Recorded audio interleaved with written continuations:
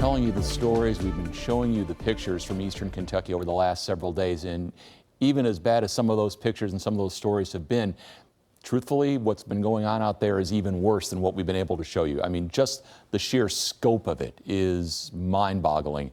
And of course, the loss of life is absolutely horrific. That said, we are not done with the heavy rain yet. We still may see more of it tonight, and we may see more of it before the next couple of days are done, and it could come back again late in the week and next weekend. So with all that said, flood watch for tonight. It's south of I-64.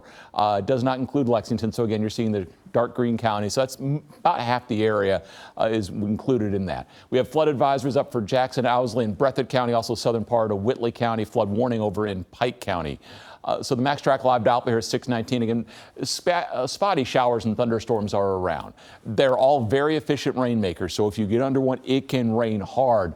You're seeing that in southern Lee, back over into Breathitt County, southern part of Clay County. Pretty good rains right now around Corbin. That's back into Pulaski County. Most everything south of Highway 52 at this point, as we're looking there on the MaxTrack Live. So let's go back to this morning. We had one heavy batch of rain go through central and northern parts of Kentucky. That dropped about an inch of rain, but then we also saw other heavy showers and storms off and on through this afternoon, going across southern Kentucky, adding to the flood problems that we've been seeing. From the Kentucky Mesonet, some of our stations are offline because of the flooding, but the ones that are still reporting, Boonville got an inch of rain today, Hindman got an inch of rain today, and again in Knott County, that's where we do not need to see anything. Lawrenceburg also picked up an inch, as did Cynthiana and Carlisle. Obviously, we can handle a lot more water in those places. But when we look at the last week, this is where it really begins to hit home. So this is, first of all, a regional picture. We're taking you back to St. Louis, where really kind of this flooding started early this week. But it was those corridors of thunderstorms. You can see it's almost like a fire hose. It comes straight to the southeast, hits the mountains of southeast Kentucky, and then just spreads out. And you're seeing all those heavy rain totals. Now, these are radar estimations, but there's a lot of ground truth backing these up. Hazard, 12.5 inches of rain in the last 7 days. That's 2.5, 3 months worth of rain in a week. And again, in that high terrain, you funnel everything down into the valleys, and that's where the tragedies occur. There were places, northern Perry, southern Breathitt County, better than 13 inches of rain over the last week. Buckhorn was 12.5.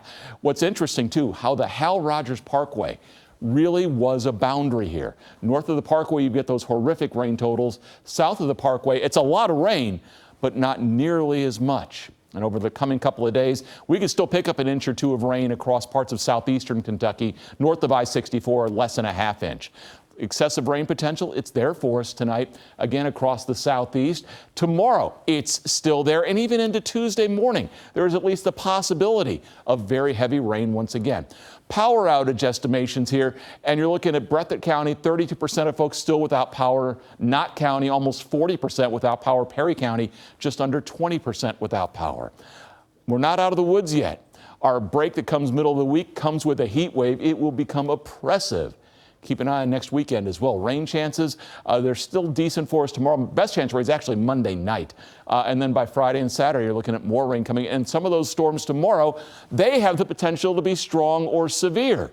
So the same front, the one we've been talking about, is still around. It's acting as a focusing mechanism. It's still wobbling around through tomorrow morning. Waves of rain will continue with that. Then we'll eventually see all this begin to clear out as that cold front sweeps through tomorrow night. But again, there is your line of thunderstorms and the potential for severe weather.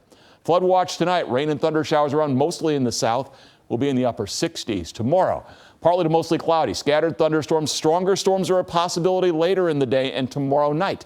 Mid-80s, upper 80s Tuesday as the rain ends, low 90s and muggy on Wednesday going into Thursday, and then the storm chances come back again Friday and into the weekend.